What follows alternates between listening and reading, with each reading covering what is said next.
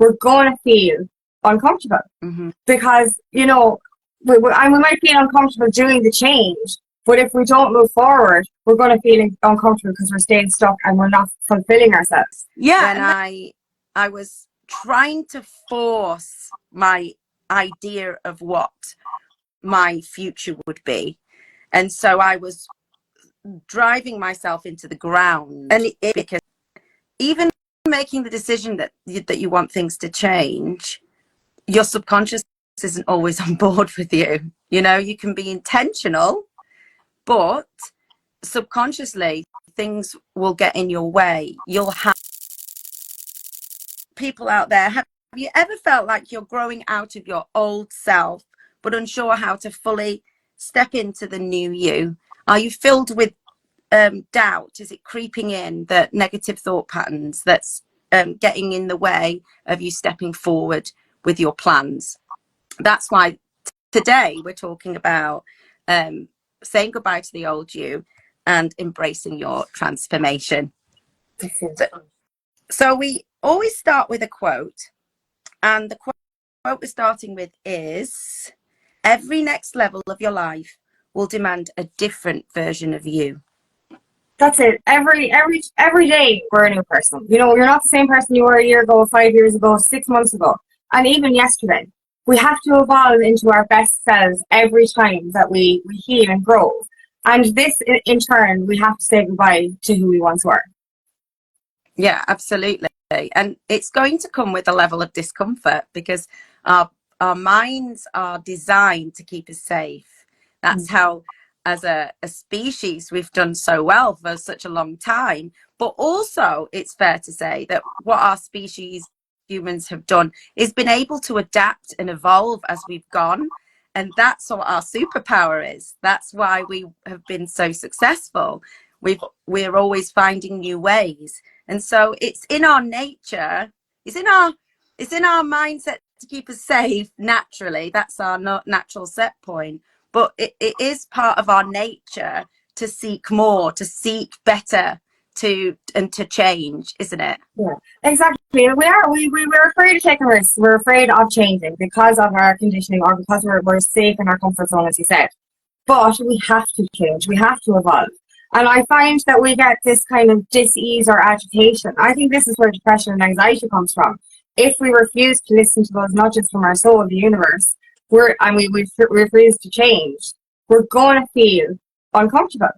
Because, you know, we might feel uncomfortable doing the change, but if we don't move forward, we're going to feel uncomfortable because we're staying stuck and we're not fulfilling ourselves. Yeah, and that's what often happens, isn't it? You know, that propels us forward is that we get so uncomfortable where we are stuck that we have no choice but to change.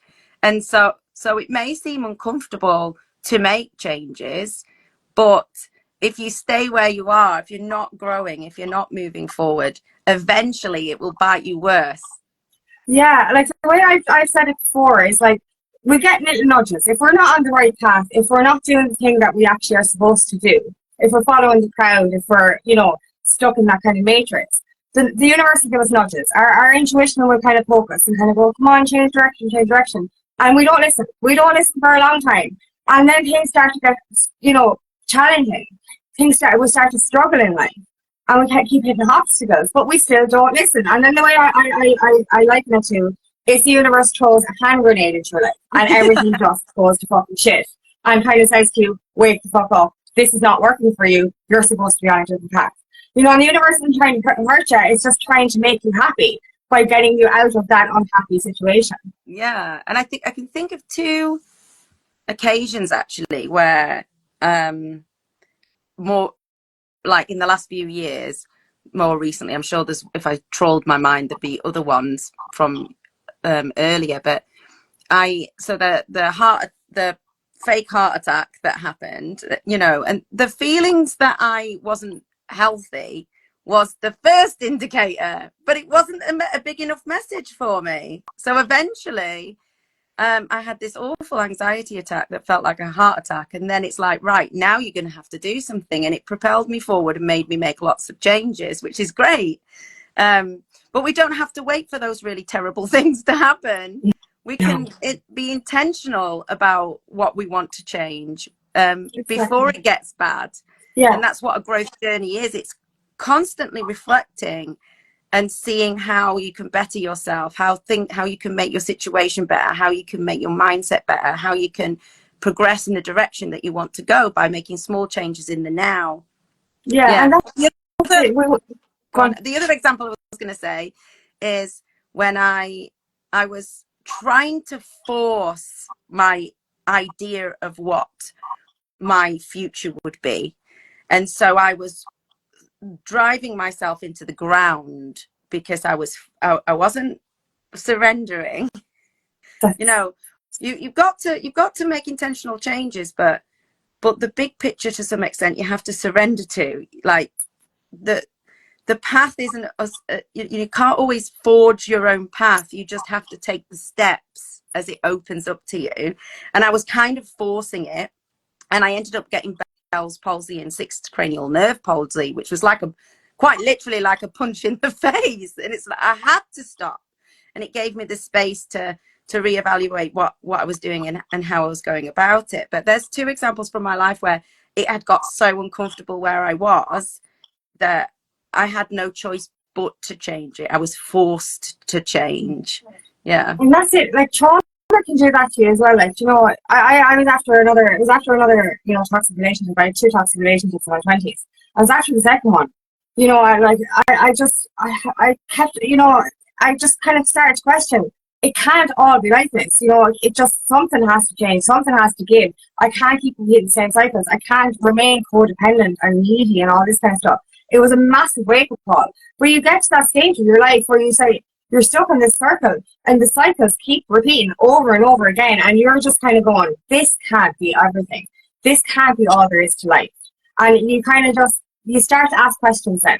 You ask questions about your existence, really, and you ask yourself, like, you kind of say, you have to be here for more. And that's when you start to make the changes then, because you're so sick and tired of always being sick and tired. That's effectively it. Because that's the way, being on that cycle of life is depressing. It's, you know, you're waking up every day and it's the same shit every single day. And you just think that's the way. Different day, isn't it? You know? And you finally do just, you open your eyes to the fact that you've been living a lie your whole existence. And that who you were isn't who you truly are.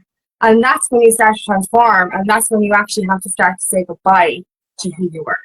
Yeah, I really love, I think I've mentioned this before, but Jim Carrey says that depression is the need for deep rest from the character that you've been playing. And I think that just really, we through conditioning and events that happen in our life, and, you know, just like trauma and, you know, things that go back for generations in our families can have an impact, and it shapes you into this persona that is not,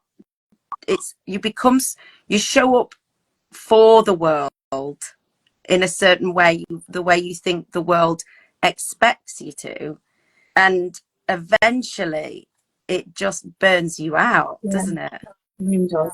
That's it. You put on that mask to try and fit in, or you think that that's where you belong. So you're putting on a mask to fit into this world that you don't belong in. And that's when you get shaken up and you start, like, when you escape that, when you start to kind of question your reality, you're starting to look around the room, look around your environment, look around at these people, the place where you once belonged, the place where you thought you fit in. And you're kind of going, this isn't working. This is making me feel, it's like, it makes me feel itchy or agitated. Yeah. And you're like, this isn't working anymore. The people around you, it's all negative. It's all low vibrational. And it's like, I do not want to be a part of this. And that's hard, because you're not only saying goodbye to the people that you've known your whole life, in a sense, because you're evolving into this, your best version. You're saying goodbye to you, the person who's been with you through all of it. And that's really difficult, because, you know, that's a part of you. And that's the thing with shedding your old skin. It's literally, you're shedding who you thought you were to become who you really are. And that's what we were talking about how, like, saying goodbye isn't it? You know, that you have to kind of say goodbye, because otherwise clinging on to that past version of yourself can just hold you back. And it even making the decision that you want things to change, your subconscious isn't always on board with you. You know, you can be intentional, but subconsciously things will get in your way. You'll have, for example, because people pleasing is a really, so is how people feel they should show up in the world to get validation. So people pleasing, we talked about that last week, is a big one that people need to shed to be able to be authentic and thrive and be their, you know, their true self. And so as that you might decide, right, that's it, I'm going to have boundaries. But then the guilt when you try to assert your boundary or communicate your boundary, or even just thinking about what you think your boundaries should be, that your subconscious will, oh, this is a change, and try and drag you back. And so you'll get negative thought patterns about guilt. You might start fearing how people might react to your boundaries, or so it doesn't have to be people pleasing in boundaries. It can be, you know, for example, starting to do lives on Instagram for me was like, that definitely came into my head, you know, like what are people going to think of, you know, what are people going to say, like, and you have to push through that. And like doubting your abilities, isn't it? You know, like not thinking that you're able to do what you are capable of. Your biggest thing that's holding you back is your own mind. Because if you, that's it. It's because it's the unknown and the known, with the familiar and the unfamiliar. Yeah. We've only known a certain way our whole lives, a belief system, and it's a false belief system.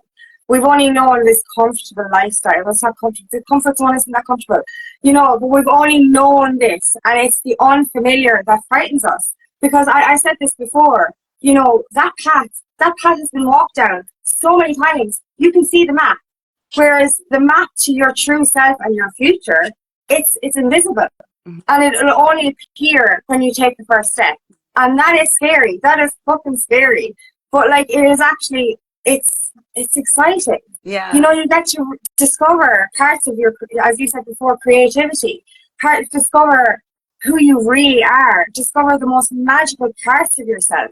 Instead of being a sheep that looks like all the other sheep, that does the same thing as all the other sheep, that walks off the same cliff as the other sheep.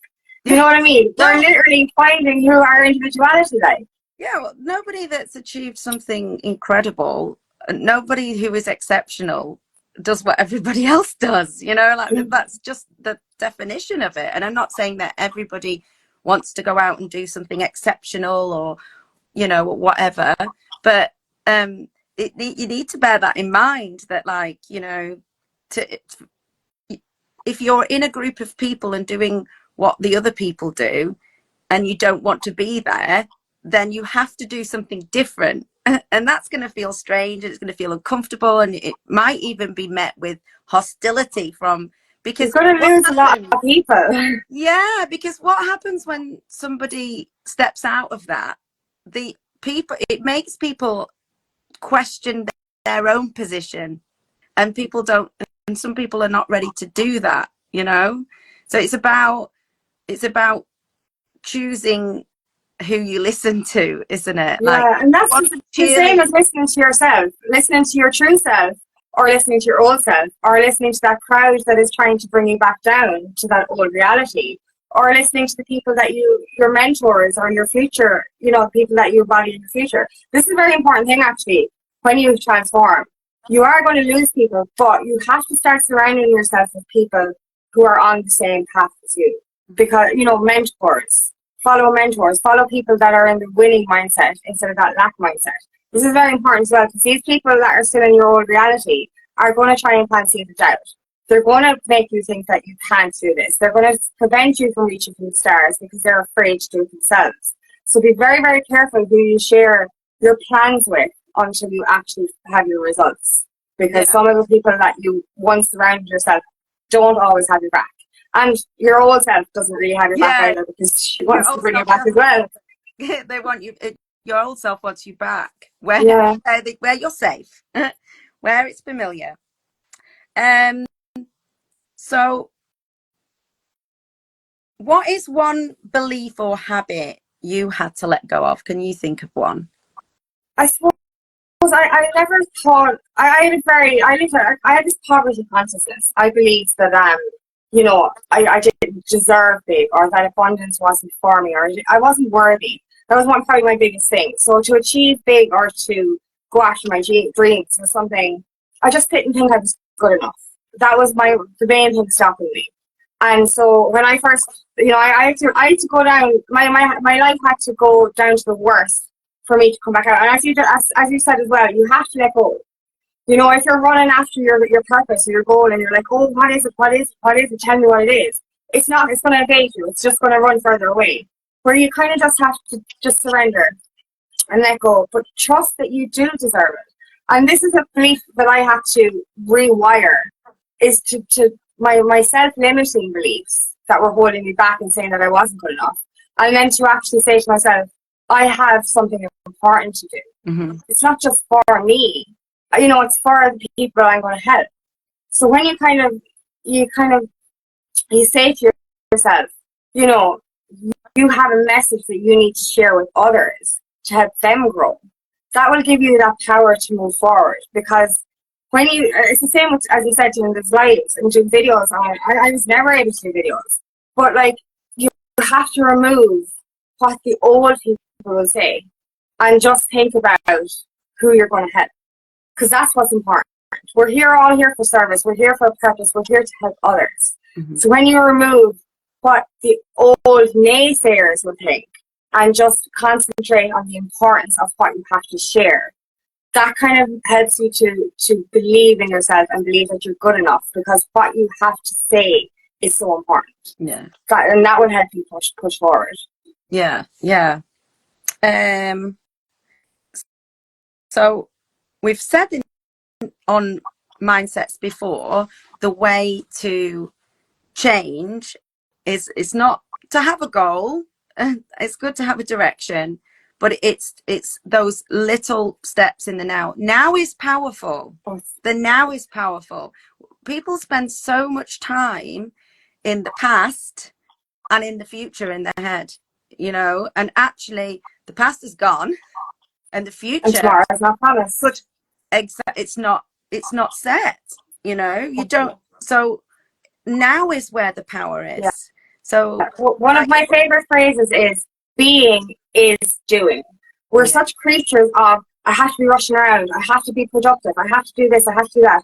But there's so much power in being in the moment and planning your next steps. You will actually, if you take a pause, if you take a rest, you will actually move forward quicker. But if you bull head forward, you're going to hit obstacles and you're going to slow yourself down. So actually pausing will get you there a lot quicker than running too fast. Yeah, I love that little analogy where you said on one of them where you if you stood too close and you just butt in your head. Yeah, exactly. You can't. You're pushing your head through the wall. You're not going to get through it. Stand back. You'll either find a ladder or you'll find a doorway. Yeah, I like that. And actually, when I was a person who didn't see opportunity, and if there was an opportunity, I'd slam it shut. I'd slam that door shut. And so I got a different mindset. I was seeing opportunities. I was seeing doors opening, but it's that moment of, do you have the guts to take that step through? And that's often where people get stuck. Like, the opportunity opens itself like a pretty little flower, but you don't want to go and grab it. It's where the imposter syndrome and self-sabotage comes in. Yeah. You feel like you don't belong, and then you freak out and you end up wrecking it because you don't think you belong there. And that's the thing, we need to start. That's where inner healing is so important.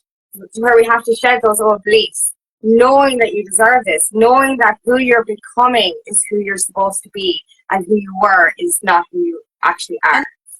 And who you are from one day to the next will change. There isn't an end destination. The only end destination is death. Yeah. And all the way up to death, you are constantly changing. If you certainly if you choose to, well, it will happen to you, so you might as well be intentional. You know, we're gonna age, you know, people are gonna come and go in our life, so we could sit as a victim of our lives and have it happen to us, or we can be intentional about which direction and which choices that we make. Yeah.